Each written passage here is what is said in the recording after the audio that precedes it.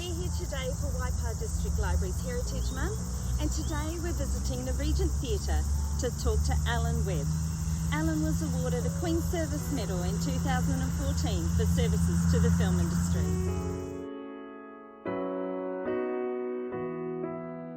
Well, Allan, thank you for your time and thank you for being involved in Heritage Month. For people who may not know a lot about the theatre or its history, can you tell us about its early days, the building and what it looked like? There was a man called Toms, sometimes called Toms. He decided that he would build a theatre in Awamutu as well. So he formed a company that owned the building, or would build the building, and another company, which he was part of both of, and his company would run the theatre. The building itself was where they spent the money. They didn't seem to spend the money on the decoration. There's a lot of things that they needed to address after the building was already built.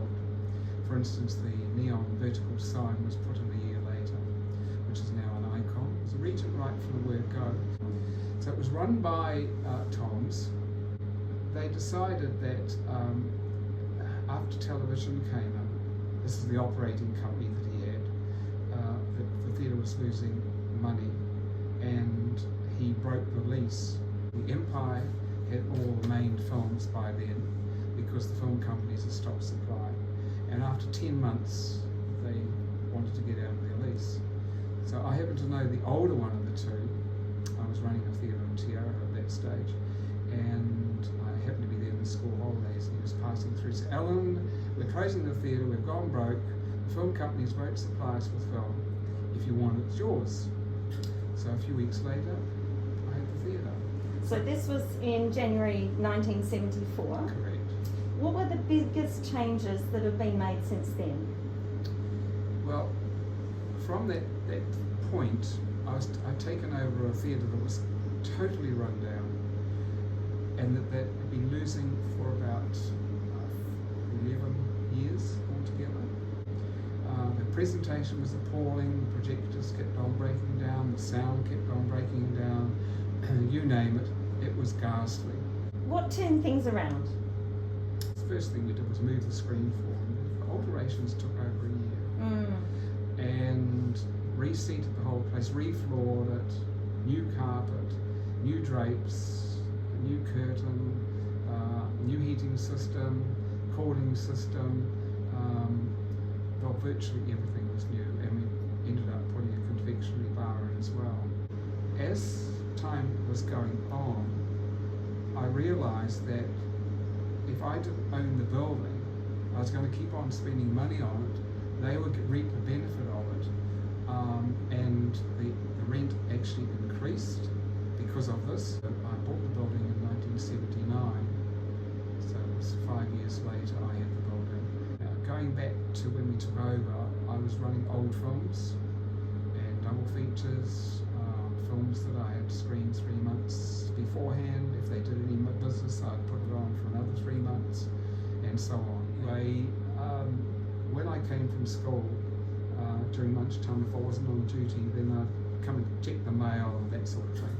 And I was standing by the ticket office, and the phone rang, and he said, "John Garrett here." It was a Tuesday, and he said, "The Exorcist finishes at Carlton," that's in Hamilton, on Thursday.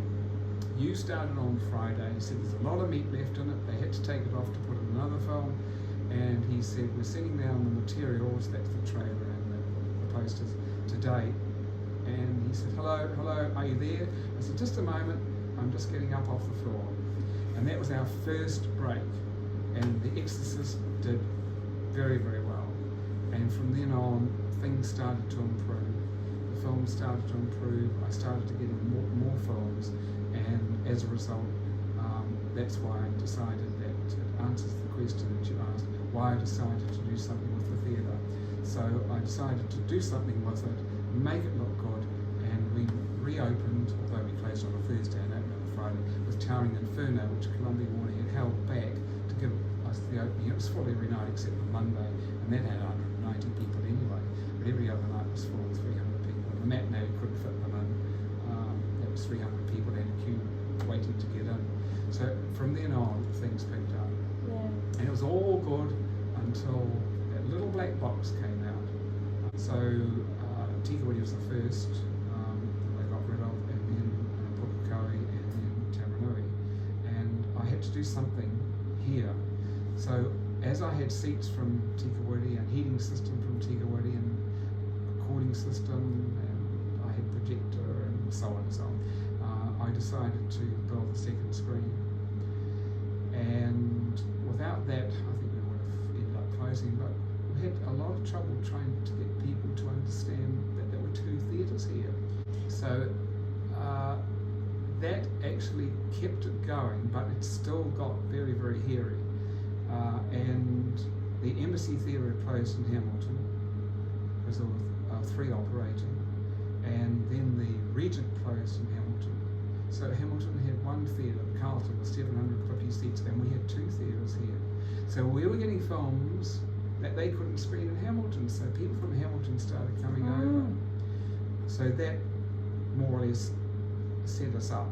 So that's basically the history of the theatre. All the air conditionings have been improved, all the seats have been replaced many, many times, the curtains have been redone many times, the screens have been, the little theatre up to about 6 times, we've had different screens bigger and bigger and bigger. Everything gets bigger and better, and with digital everything was able to be improved. So it's a matter of everything that was made at the theatre was spent on the theatre. And I think if we hadn't have done that, we'd never have survived. Now we're surrounded by some amazing memorabilia. Can you tell us what started you off collecting it? I don't really know right from the word go, but unfortunately, because I had so many theatres and I was teaching as well for a long time, the opportunities, and I could have got a lot more, but you don't think of it when you're younger. You think, who cares? You don't think of what's the future will be to the past. So we go to museums, but they have to get the stuff from somewhere, but they miss out on so much because it's not available anymore. And same with history. So when I started, and I couldn't tell you when it was just a matter of getting some things and displaying them. And then you get a reaction. And the reaction at one stage was, when the 5 opened in Hamilton, we were old, they were new. And then over a period of time, it comes, now they're old and we're traditional, so we're more interested now in that sort of thing. It's got the stage now, there's virtually no room to put anything else, and we put a gallery, it was the last thing I did before I leave the theatre, and that's got so many posters, and each one of those you can look at, and by the time you buy the poster or obtain it, it's linen backed, it's framed, and it's put on display. You're looking at a minimum of $1,000 each one. Definitely looking forward to having a look at all the posters that we've got around. Now, sadly you're retiring next month. What is next for the theatre? It's been ongoing for a couple of years now, and Marcus Gow is the one who keeps on saying, Allan, what are you going to do when you go? What is going to happen to the theatre? He's been asking me that question for a long time. And then Allan Livingston in December of a year ago, he was asking the same question, what's going to happen? Now, Allan was our mayor for 3 years, wonderful mayor, and he just put that out there. Then after a while, it came up again. What's going to happen? Well, I said, well, I was physically all right, then I'd continue running the theatre. Because I said to them, well, what about a trust? So they brought up the fact that, right, let's look at a trust. So I said, right, well, you go for it. You decide what you can do, and then we'll go from there. So they started forming a group of people to form a trust, and then they got back to me and said, okay, there's a possibility that we may go for a trust. They got back to me, and I said, all right, I'll tell you what, I'll give you the theatre and everything in it if you want to trust to run it, and then I'll exit.